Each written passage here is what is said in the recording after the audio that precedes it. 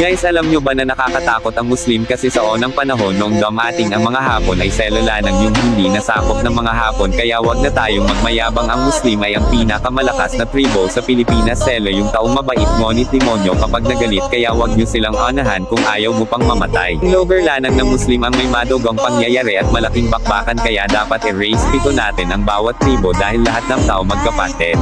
Kaya dapat mag-ingat tao sa kanila dahil kapag may nagawa kang mali ay hindi ka na makakabalik na buhay, kaya kung may makita kang Muslim ay re-respeto natin ang mga ito.